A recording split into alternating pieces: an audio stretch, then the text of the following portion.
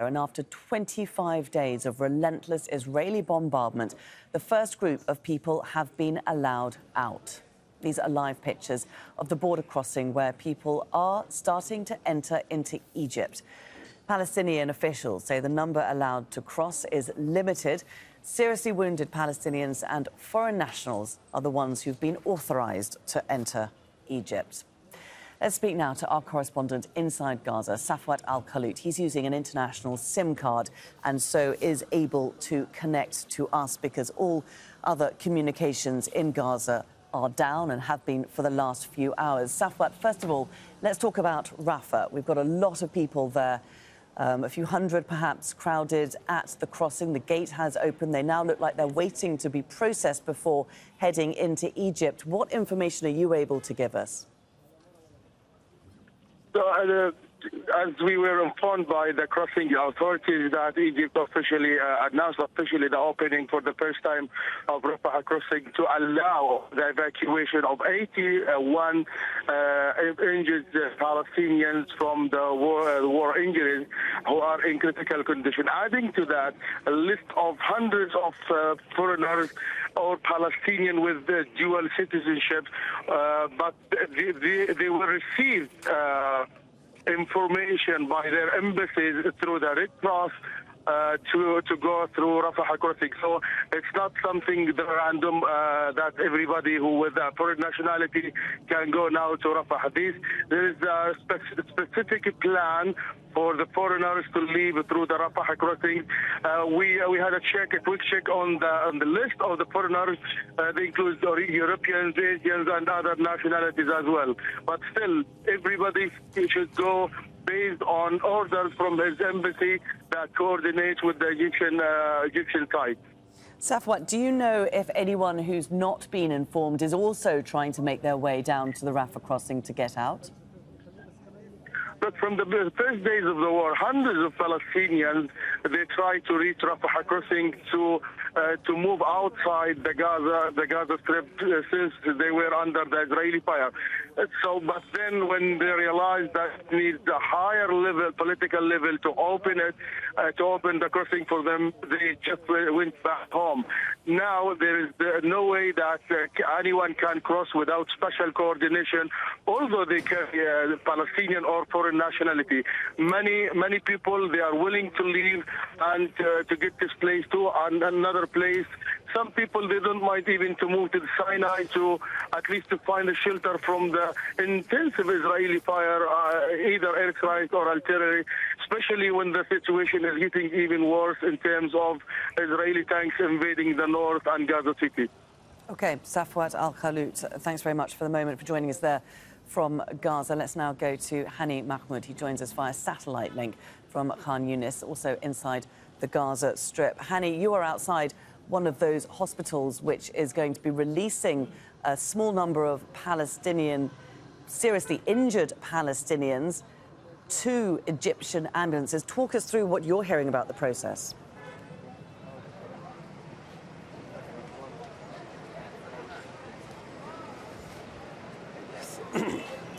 Well, so far the process is going as it planned. With an expected delay happening, unfortunately, for hospitals in Gaza and the northern part of Gaza, where they were asked to send seriously wounded Palestinians. Now, there's something that we should know about this process. The reason there is a limited number is because we have life-threatening situations. Life-threatening condition for those seriously wounded Palestinians. The other thing is these are the individuals who were in the ICU units for the past 2 weeks. So the priority is given to these people. The problem now that is going to delay the process is due to lack of of a safe corridor from northern part of Gaza and Gaza City to the southern part, the ambulance vehicle have not moved yet. There is a demand for a safe route or a safe passage for ambulance vehicle from Shifa Hospital as well as other hospital in order, the Indonesian hospital, just to make it through to the southern part and then Rafah crossing. So we're expecting this delay for the coming hours. But so far we know that the Egyptian ambulance vehicle have arrived to the Egyptian side of the Rafah crossing. They are in line and they are waiting for Palestinians ambulance vehicle to reach the gate, and then a transfer of wounded Palestinians will take place to the Egyptian ambulance vehicle, which will take them to a field hospital in Sheikh Zayed city, to the southern of Rafah city in the Egyptian side. And this has been, it was established, I believe, in the past 2 days, a field hospital as a receiving point. And then from there, those wounded Palestinians will be taken to designated hospitals, either within the vicinity or to Cairo. There is also another update about foreign nationals and Palestinians with the dual citizenship who are still at the Rafah crossing. Have been trying for the past 2-3 weeks to get out of Gaza with appeals and calls with the government officials and their embassies. But we learned from our source, and this has been confirmed, the entry, the permission for the wounded, for Palestinians who are seriously wounded and foreign nationals will happen at the same time, simultaneously. It's like one package of people leaving Gaza and that's it. There won't be a two process going on. And that's the latest of what we heard. And due to disabled communication, we're not hearing more about what's going to happen, but we're expecting a delay coming from the hospitals in Gaza, at Shifa Hospital and the Indonesian hospital. Okay, Hani, we've also obviously had a huge bombing yesterday in the Jabalia refugee camp, a number of strikes on that camp, which was a very densely populated area in the very densely populated strip. What is the latest that you're hearing about that? And I appreciate that communications have been cut in Gaza since the early hours of this morning, so it's difficult to get updates. Yes. Yes. Well, the situations in Jabalia refugee camps are very catastrophic due to the mass bombardment of an entire residential block.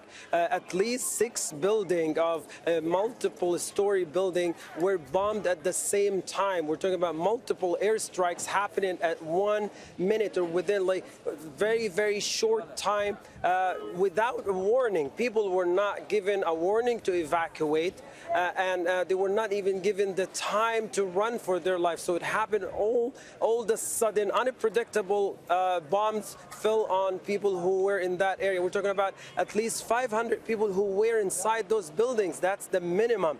We know it's a very crowded area, and those buildings came down right at the same time. Initial reports talk about at least 100 or a little over 100 people were killed right at the spot. However, we are expecting the number to rise as there are people under the rubbles, and with giving the intensity and the of the bombardment, the entire area turned into a pile of ruins. It will be very difficult to dig in and find people under the rubble. It will take days probably, and with the lack of equipment and machinery to do this, the civil defense personnel will find it very difficult to get people from under the rubble. But we have family members who said they know they have relatives who are still under these rubbles, and it will be very difficult in the coming days to see how this will play itself out. But it was such a tragic event. Okay, Hani Mahmoud, thanks very much for bringing us the update there from Khan Yunis.